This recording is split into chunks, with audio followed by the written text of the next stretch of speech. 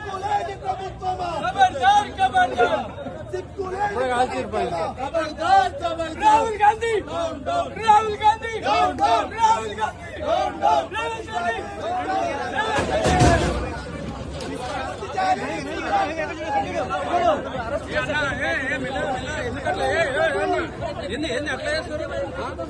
ఎందుకు అట్లా రాహుల్ గాంధీ రాహుల్ గాంధీ రాహుల్ గాంధీ రాహుల్ గాంధీ రాహుల్ గాంధీ విద్యార్థులు ఏదైతే ఉందో విద్యార్థుల పైన దాడి ఇదంతా కూడా నిరుద్యోగుల మీద చేసినటువంటి దాడిగా మేము భావిస్తున్నాం. మా కార్యాచరణ రేపంచి డిసైడ్ అవుతుంది. 1:100 అనేది ఖచ్చితంగా ప్రతిపాదించాలి. గ్రూప్ 2 గ్రూప్ 3లలో ఏవైతే అత్యధికంగా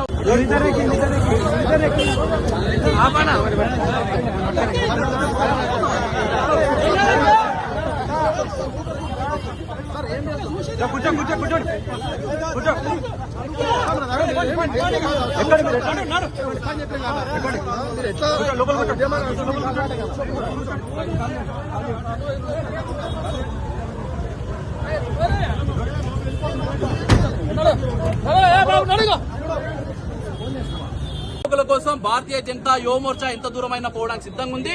అంతిమమైనటువంటి వ్యక్తికి న్యాయం జరిగేంత వరకు కూడా మేము వెనకాడే ప్రసక్తే లేదు.